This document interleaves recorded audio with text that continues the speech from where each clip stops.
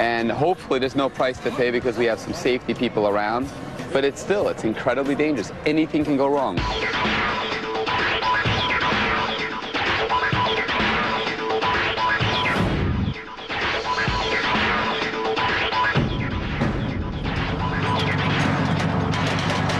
That is locked. That's a jail lock. You got 4 separate locks to overcome.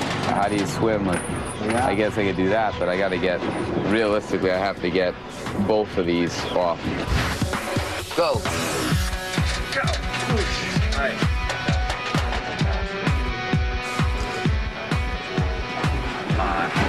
Pop, pop, pop. Don't push it all at once. Pop, pop, pop. All right, now you're at the bottom. Let's say you're at the bottom. Doing an underwater escape, you hold your breath. You have no extra air. If you panic, if you breathe in, you take the water into your lungs, and you're drowned. No ifs, ands, or buts. You drowned.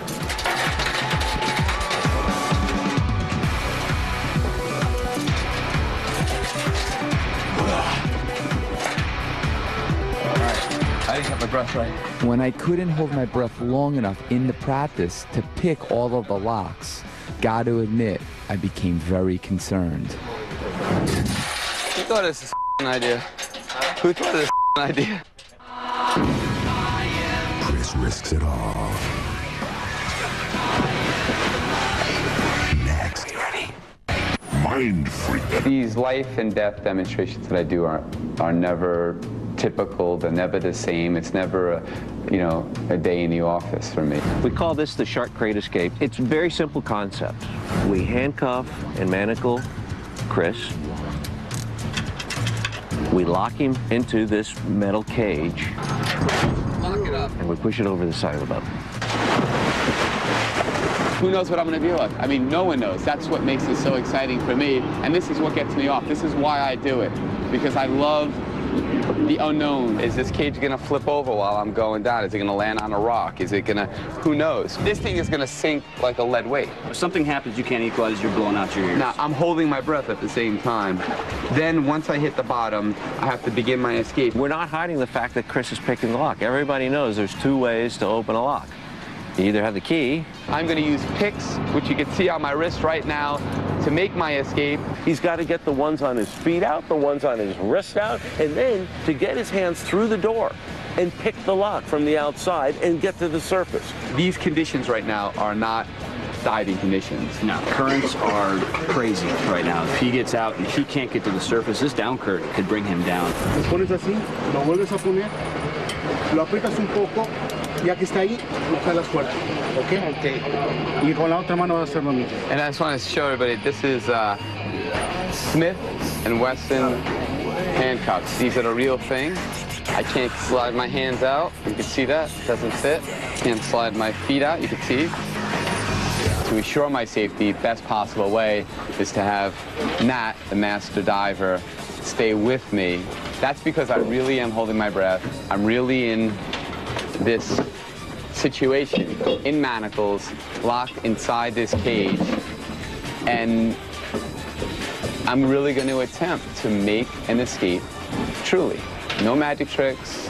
What you see is what you get. As we finished preparations for the shark cage escape, the approaching storm was really starting to churn up the water. Let's do this.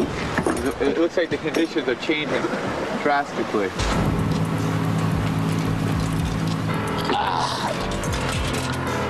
Lock me up.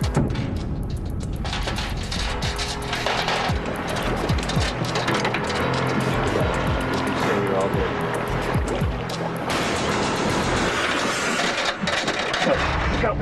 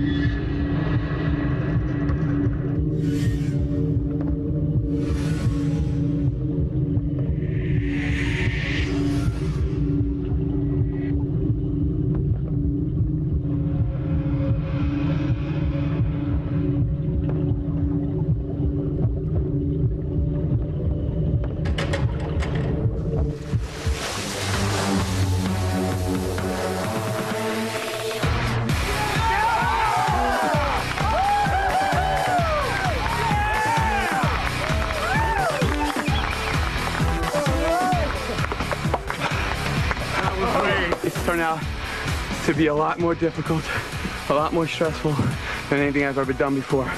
I came in today, but this is gonna be paradise. It turned into a nightmare. Now it's a paradise. Thank you, God. Thank you, everybody, for keeping me safe. I think that was an outstanding, terrific escape. You put yourself in a cage that's locked and manacled with no air and go down, it screws with your mind. Today, with everything else that happened, it's the first time I've ever heard you say, this might be the day that I die. Es bueno, good. Muy peligroso, pero sí es muy bueno. It had a violent descent. It hit hard, it spun, it almost tilted over, and I thought, oh my God, you know, we're sunk from the beginning. But Chris kept his mind, his wits about him, and it was beautifully done. ¡Mente retorcida!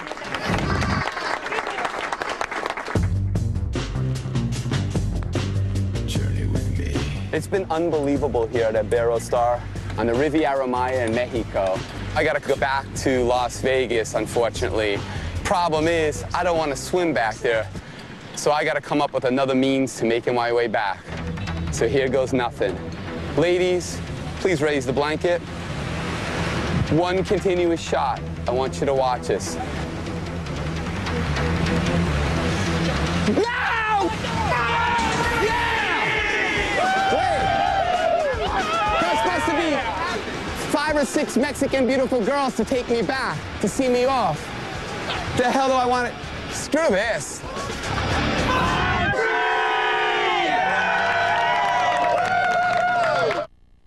Warning.